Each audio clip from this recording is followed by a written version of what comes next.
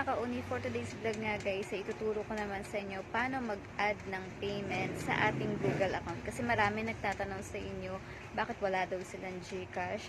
So, kailangan nyo po kasi mag-add ng payment sa ating Google account or kahit sa Play Store guys, pwede kayo magpunta. So, panoorin nyo po itong tutorial na gagawin ko at ituturo ko po sa inyo kung paano mag-add ng payment method.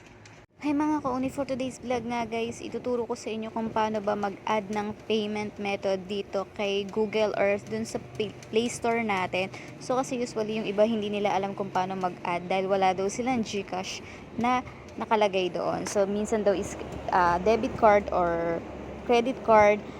Pero guys, meron dito sa Google account. Doon lang kayo mag-a-add ng payment ng GCash, Paymaya, at kung ano pa yung gamit nyo. Pwede rin sa Shopee guys. Basta panoorin nyo po itong tutorial na gagawin ko at ituturo ko po sa inyo. Eto, dito tayo sa Play Store maglalagay. So makikita nyo dyan, yung inyong profile sa taas guys, i-click mo lang yung profile mo. Yung may picture. And then kapag na-click mo na yan, mapupunta ka na dito guys. So hanapin nyo yung payment and subscription. Diyan nyo po kayo mag-a-add ng payment. Kasi yung iba kasi credit card yung nakalagay dyan sa Google. So pwede kayo mag-add dyan ng GCash or Paymaya or Shopee Pay. Meron din dyan guys. So ayan, click nyo lang yung payment method dyan na nakalagay guys. So pwede rin yung subscription. Dyan din kayo magbabayad. So ito, dyan makikita nyo guys, nakikita nyo sa taas ko is GCash yung nakalagay sa akin. Kasi dyan ako nag-add ng GCash. Ayan nakalagay yung add Paymaya, add Shopee Pay, add GCash.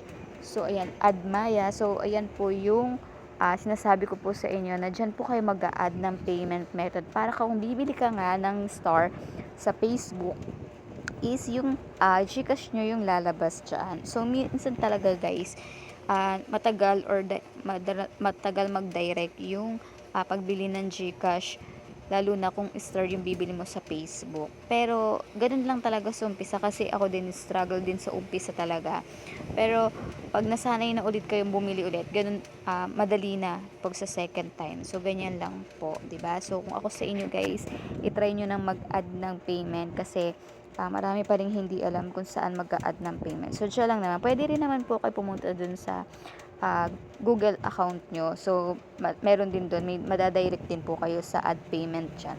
Pero ako kasi dito ako sa Play Store nag-a-add para mas madali siyang makita or masundan. Yun lang. Thank you for watching. At huwag niyo pong kalimutan mag-share, mag-like, at mag-comment na rin po kayo. Tapos, para po updated po kayo sa aking mga tutorial. Yun lang po. Thank you for watching.